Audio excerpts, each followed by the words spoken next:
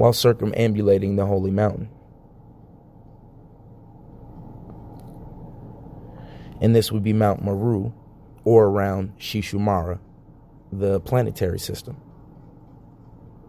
The Greeks referred the location of the union from Earth to heaven, the circumpolar constellations, which structure of Omphalos, the navel of the Earth, and they localized the Omphalos, the stone of Delphi, as the central point from which terrestrial life originated in ancient Greek temples of Delphi. And for Hinduism, it is referred to as the lingam, the yungam between Purusha and Prakti, heaven and earth.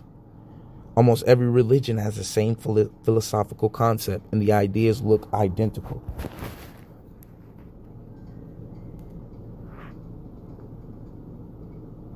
And so there's an image below which shows very close similarities, like milk offering rituals, to the Axis Mundi mandala stone structure in ancient Greek and current Hindu religion. Vahar Mira, who was the most famous Indian astronomer from ancient times, identified North Pole as the location of Holy Meru. In his work, Pancha Siddhatika, and the same goes with the ancient Hindu astronomical text known as the Surya Siddhanta. It locates Meru as the navel of the earth.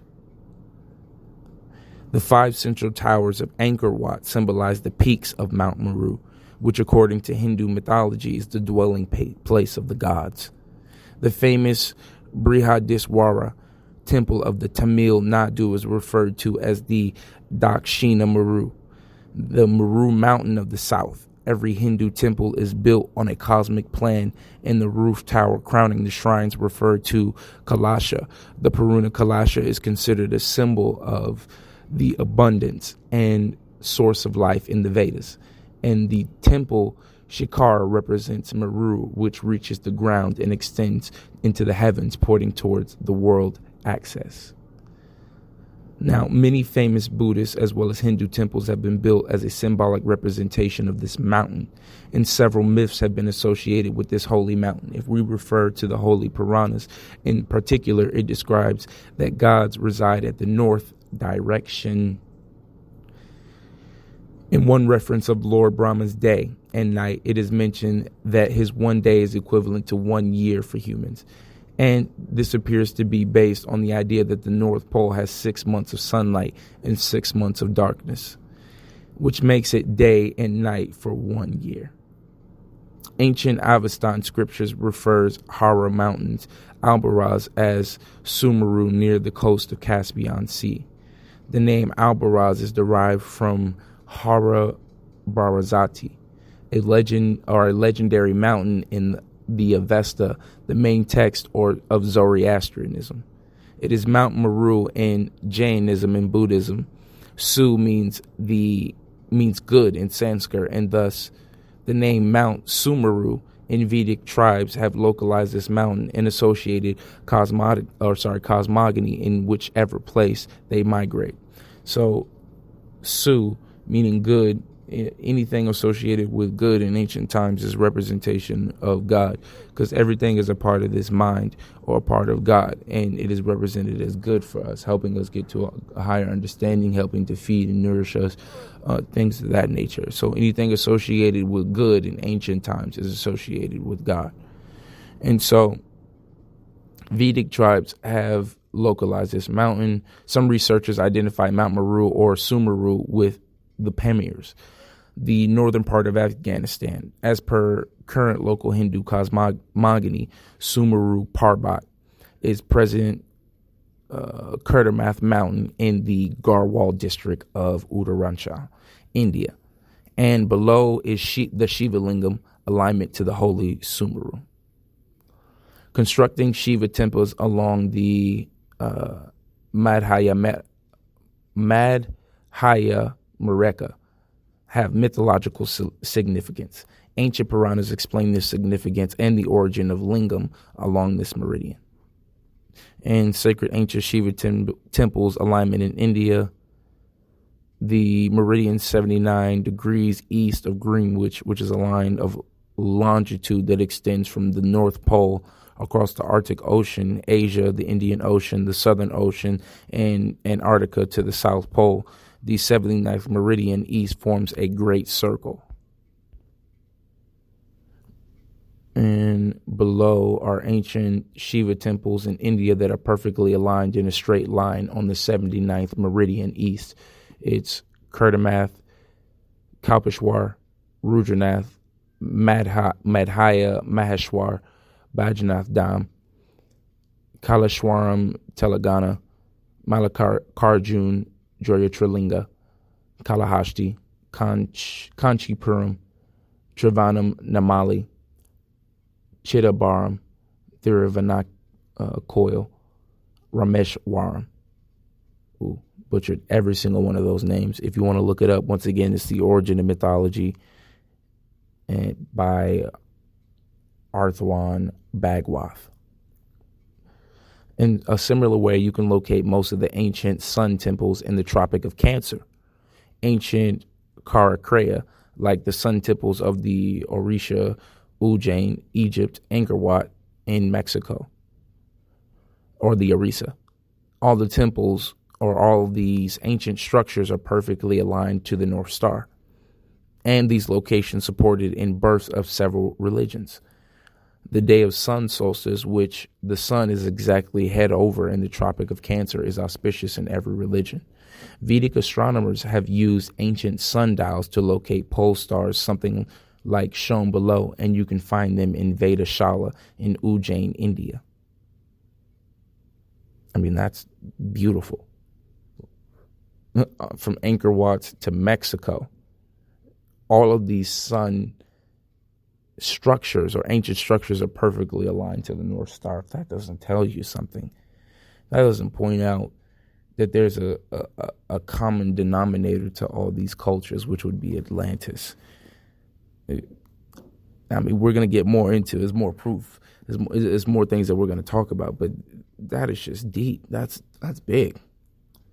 And so the upper planes of the two walls on the sides of the steps in the middle of the instrument are parallel to the axis of the earth. In the direction of the planes, the pole stars are visible, which primarily help them align ancient religious structures to perfect north, heaven. Normally, these measurements were done during Akshaya, the Tritya, when the sun is exactly overhead, which will help to get accurate measurements of the right angle first and then point towards the North Star identified in the night sky. Now, the ancient Babylonians knew about a form of trigonometry, and they discovered their own unique form of trigonometry during the Old Babylonian period, more than 1,500 years earlier than the Greek form. These calculations were used to find the distance of stars, construction of perfectly star-aligned ziggurats and pyramids. The Surya Siddhanta is an ancient Indian text on astronomy and timekeeping and appears much earlier as the field of Jyotisha Vedaganja of the Vedic period. The text is known for some of the earliest known discussions of sexagesmal fractions and trigonometric functions. Parallax angle was used to measure distance.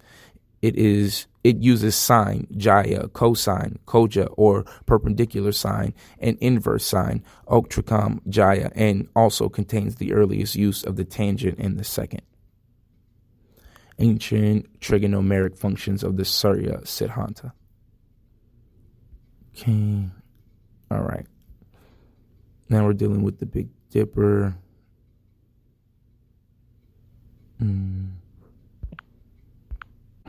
Now, what I've shown is that the central origin of all these mythologies and religions is the North Star being the Great Mother.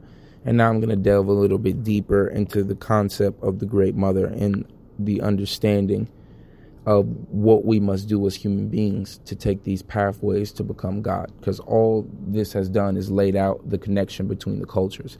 Now I'm going to show you the pathway that one must take and use with all this information of the seven heavens and the seven earths, the seven chakras, the seven gods, the seven planetary systems, the seven metals, the seven different plants that coordinate with them, and even the plant that coordinates with heaven, which they walked around, called the people tree.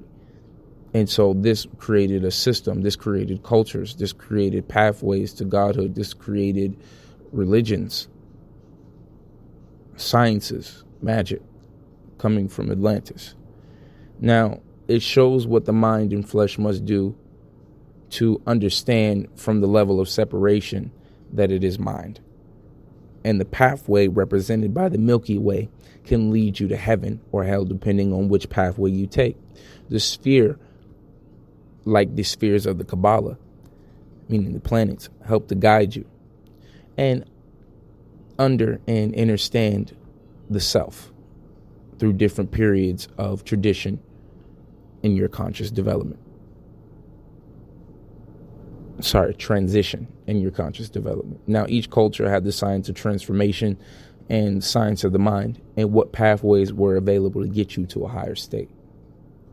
The Star of David represents the Great Mother, or the Shakti, or Sophia, representing the Milky Way, which is the pathway to heaven. The path you walk in flesh to get to spirit, and the planets represent those paths one would take to get there. She represents that which feeds this entire reality, that which connects everything, the Shakti, the Holy Spirit, Sophia. All cultures support the North Pole as being heaven. The cultures are letting us know that about Phage Landa and connecting with the sun god, how to get out, how to go to higher levels, higher dimensions. Each ancient culture had their own game and riddle, prophecies, mythologies. It was used both as a control system and a way for the mind to transcend this simulation.